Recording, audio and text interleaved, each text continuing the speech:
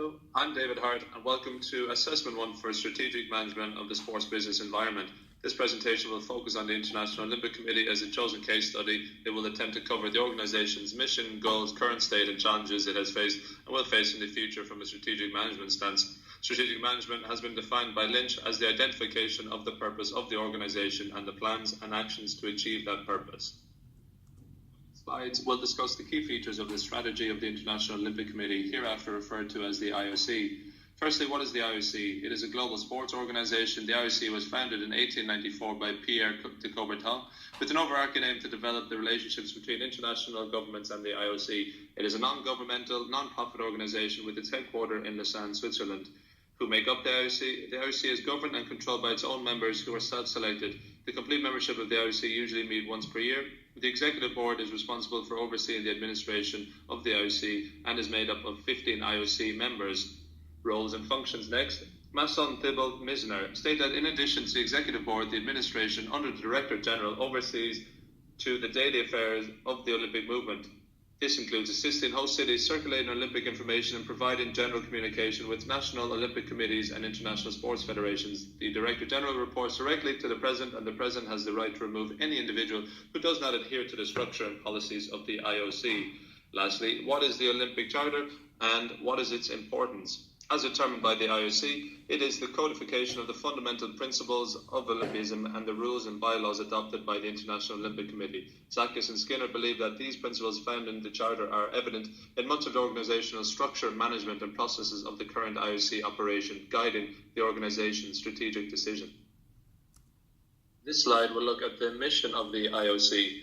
The mission and goals of an organisation help establish a culture and explains why it merely exists. Focusing on two aspects of the IOC's mission in this slide. Firstly, what is the Olympic movement? The IOC has the responsibility to lead the Olympic movement and oversee the Olympic Games. The objective of the Olympic movement is to contribute to building a peaceful and better world with a spirit of friendship, solidarity and fair play.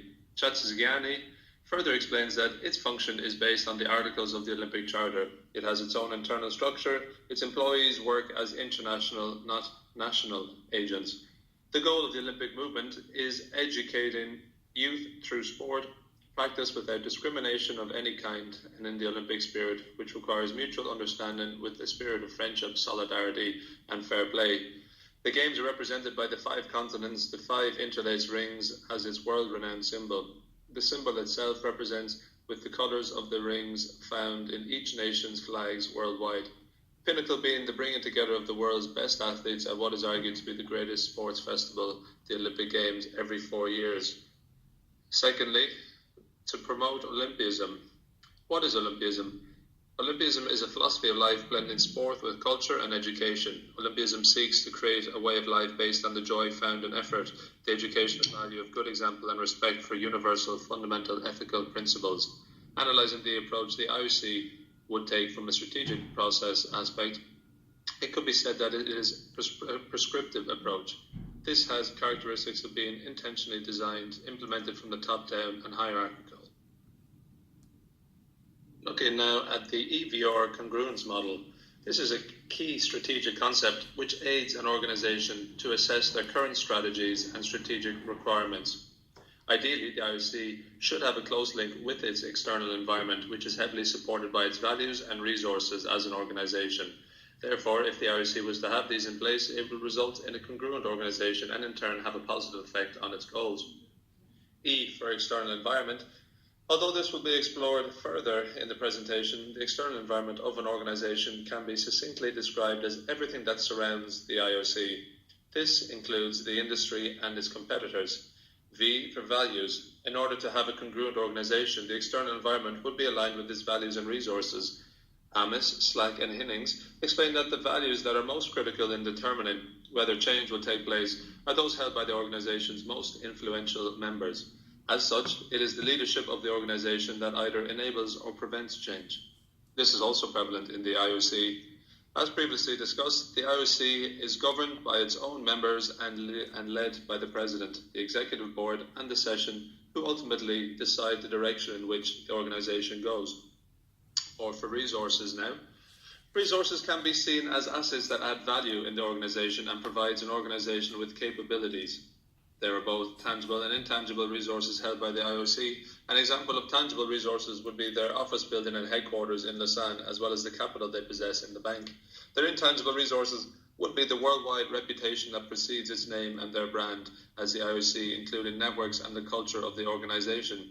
Arguably, in the past, this has been negatively affected due to allegations and arrests of IOC members and officials with bribery and financial mismanagement. Human capital is an area whereby the IOC has potential opportunities to improve on. While all IOC members are volunteer-based, it can be argued that due to the sometimes unprofessional nature of volunteers, those in positions of power are underskilled when it comes to the performance required. Next, onto the internal analysis of the IOC. We'll be looking in this slide at the strengths, weaknesses, culture and structure found within the IOC. Strengths. Revenue generated from sponsors and TV rights of the quadrennial mega event soars into the billions.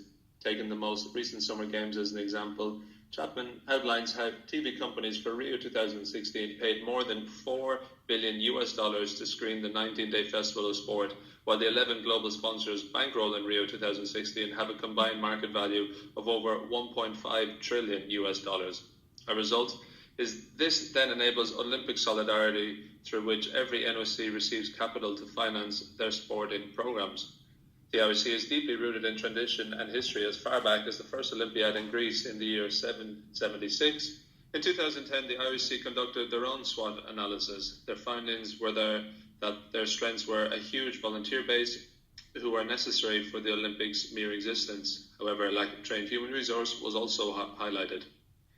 Weaknesses. Sport fans around the world have been exposed to numerous high-profile cases of doping over the last number of decades due to the rampant use of performance-enhancing drugs.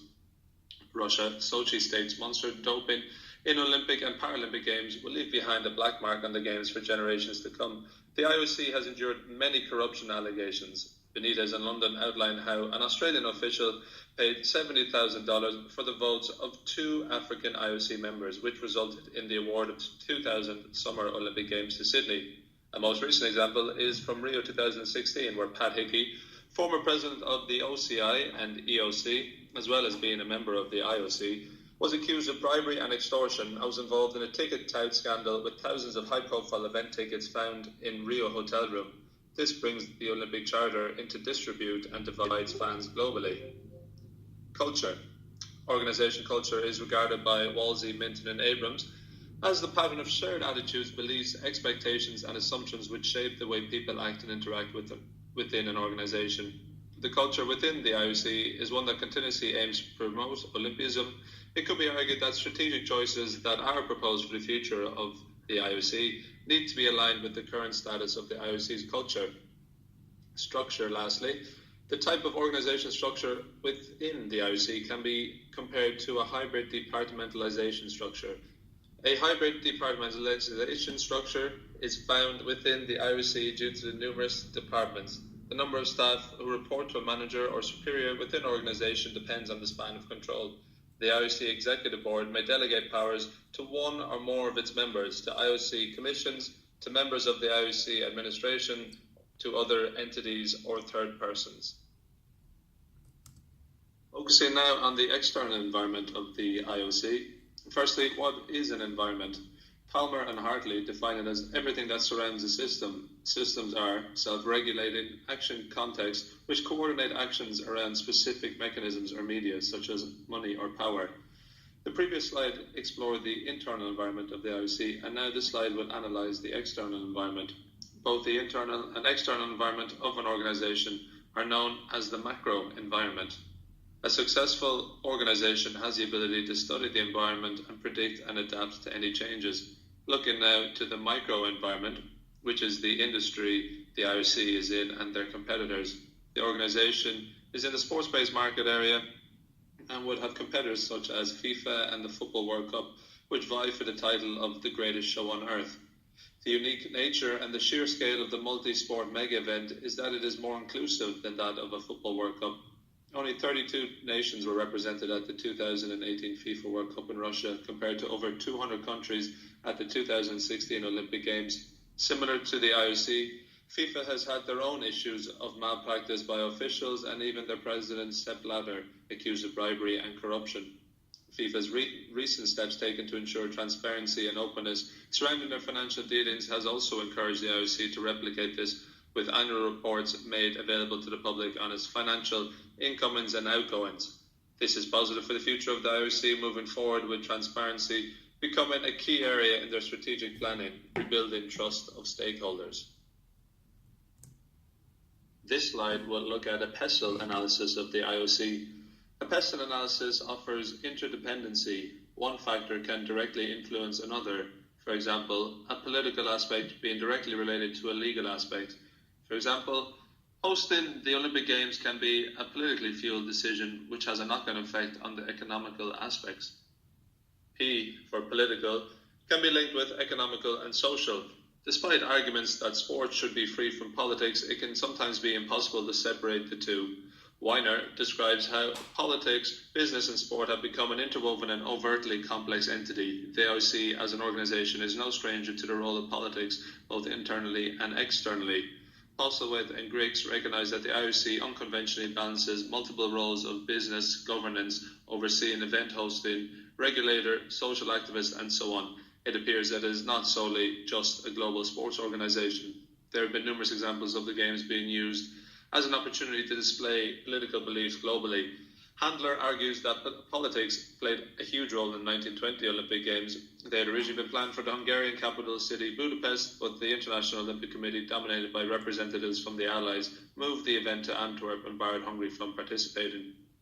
The 1936 Games, infamously known as the Nazi Games, was a politically fueled Games, with Hitler himself seeing it as an opportunity to show the world the German supremacy and highlight the capabilities of the only Olympic Aryan race. E for economical. Linked with political, the growing cost to host cities of the Olympic Games is an aspect in which countries find difficulty with. The rising costs of labour, raw materials, transport, etc. are leaving a burden on the cities rather than a lasting legacy. For example, Cordova illustrates how the Montreal 1976 game is still widely considered the poorest Olympic Games ever held, having left local taxpayers with approximately $2 billion of debt. However, Breton indicates that hosting the Games can also be viewed as an economic stimulator if wisely planned and conducted. Positives of hosting a mega event is that the local labour force are utilised and upskilled in order to create venues and facilities capable of holding vast amounts of fans, spectators and athletes alike. Flindle and Wassong detail that the Olympic Games have over 200 different competing nationalities, 10.8 million ticket holders and 21,000 accredited media representatives. The Olympic Games are probably the most global international sporting event, embodying one of the world's most significant sport and media events, thus showing an ideal opportunity to increase tourism to the host city and country. This was the case in Barcelona and Rio. As for social, linked with technological, the availability of the Olympic Games across all media channels has allowed the mega event global exposure and has a worldwide audience. Demographics, the different age groups that follow and are viewing the Olympic Games is rising with an aging population. Teenagers and young children are increasingly drawn to virtual reality gaming, such as the world of esports. The IOC are quite aware of this, according to Reuters. The rapidly growing world of esports and its popularity among young people has ignited the interest of the IOC as it looks to refresh its own aging audience and make the Games relevant to a new generation. There is clear evidence that there is an overlap between the social and technological aspects of the IOC. T, standing for technological, is also can be seen to link with social. Due to the advancements in technology and the globalization of sport, mega events like the Olympic Games are so readily available to any interested party in almost any part of the world. According to Fernandez, Pena and Ramajo, the 2012 London Games were the first ever Summer Olympics on social media and the first major global sporting event in which social networking sites were massively used to foster the public's active participation. This can be seen as a huge positive for the IOC in a world where most have access to smartphones or computers, that their product can be watched, streamed live, interacted with and shared the whole world over at any time of day. When host cities are selected to stage the Olympic Games, what is often at the forefront of their bid is the knock-on effect hosting can have for the city itself. Improvement in transport links and infrastructure as a whole in a way in which the host city and local residents can benefit from the IOC's selection. For legal, linked with environmental, health and safety was widely discussed and debated when Rio was to host the 2016 Games, becoming only the second non-global North country to host the event after Mexico in 1969. From a spectator fan perspective, the risk of the media-hyped Zika virus was an issue that was concerning the Rio Games. From an athlete's perspective, the unfinished and poor conditions of the Olympic Athletes Village was a serious concern for the event organisers, with many apartments left unfinished and uninhabitable due to the lack of payment to the builders. Lastly, environment, linked with political. President Bach has made it clear that when hosting Olympic Games, sustainability and feasibility of the environment are very much at the heart of selection of a suitable candidate city. According to the IOC, Bach has said that the universality of and global appeal of sport means that the IOC and the Olympic movement have a special responsibility to promote a sustainable future for our world. The IOC's strategic plan aims to cover the different areas of responsibility that the IOC has. The IOC as an organisation itself, the IOC as leader of the Olympic movement, and the IOC as sole owner of the Games. As well as this, it has been broken down into the areas of responsibility into 5 focus points: infrastructure and natural sites, sourcing and resource management, mobility, workforce, and last but definitely not least, climate. In the previous slide, the use of the PESTEL tool identified some opportunities and threats potentially impacting the IOC as an organisation. Firstly, looking at the opportunities for the IOC as an organisation in the sporting environment. It is the dominant organisation in its field, and the mission and goal of the IOC through the Olympic movement are beneficial worldwide when promoting sport for all, gender equality, fair play, active participation, which aims to counteract the global issue of obesity and social exclusion. From a performance indicator stance, it is difficult for the IOC at times to measure its own performance due to the nature of the social impacts of sport. Performance management has been defined by Anderson et al. As actively monitoring the organization's performance levels to continuously improve. As mentioned previously in this presentation, the threat of esports to the IOC and how they are viewing it as a potential Olympic sport for the future. In order to captivate the younger generation's attention and have the youth of today interested in supporting the Olympic movement, it would be advised to introduce esports into the Games. It is challenging for the IOC to achieve its mission and goals, as previously discussed, if youth are not participating or involved in sport.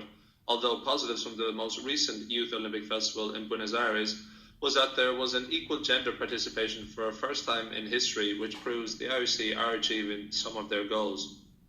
The PESTEL analysis has highlighted the Olympic Games have such a long-standing history and span of control globally. Whilst the IOC can use this as a means of combating and overcoming any barriers, it can also be detrimental if abused by political or economical drive.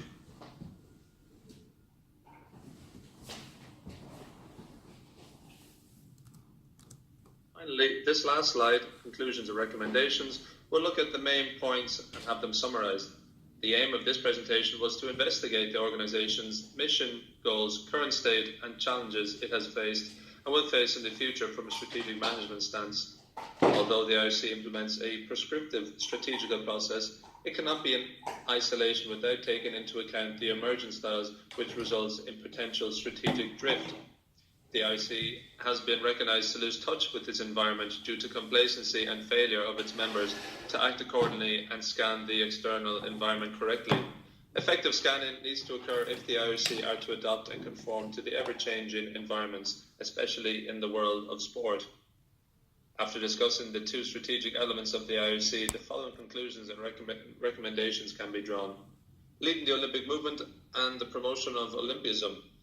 Firstly, the IOC should continue its open and transparent lines of communications with its worldwide fan base, stakeholders and athletes about its strategic operations surrounding anti-doping, financial management and the future of the IOC as an organisation.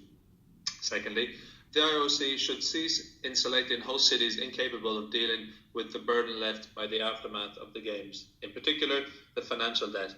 As well as this, the IOC needs to ensure good governance is in place when aiding host cities to avoid humanitarian issues like the displacement of residents from Games, for example, Beijing and Rio. Lastly, what should the IOC start doing? With the resources the IOC has at their disposal, from the financial backing to the world's best athletes, it should start to utilise these resources further in supporting their values and goals. Olympic ambassadors such as the fastest man alive, Usain Bolt, can help deliver the values of Olympism through their actions and involvement as role models for the youth of today. The remaining number of slides are of the presentation's bibliography.